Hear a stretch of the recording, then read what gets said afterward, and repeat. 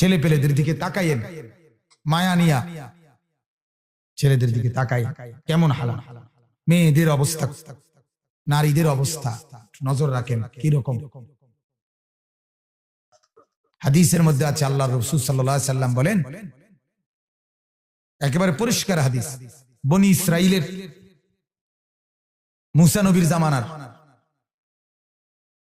উনার হায়াত থাকতে না, ওনার পরে উনার কওমের একটি এলাকাকে আল্লাহ তাআলা একবার একজন ফেরেশতা পাঠাইছেন, এই এলাকার মানুষগুলোকে উল্টে দাও, মানে জমিনের নিচের মাটি উপরে তুলে উল্টে দাও।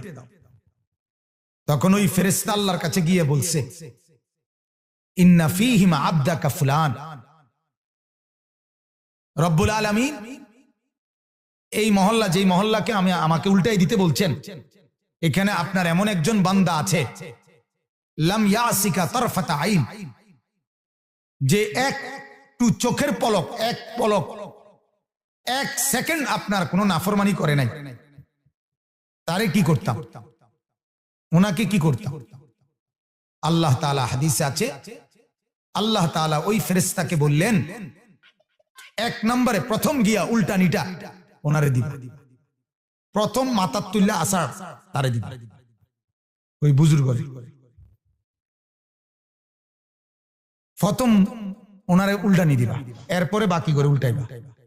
কেন? আল্লাহ নিজে বলে দিছে, ফা ইন্না ওয়াজহাহু লাম ইয়াতাবাআর ফিয়া কাত। আল্লাহ বলেন কেন না, কারণ এই লোকটা আমার জমিনের চতুর্দিকে নাফরমানি চলতেছে, অথচ এটার পেরেশানিতে কোনোদিন তার কপালে একটু ভাঁজও পড়ে নাই।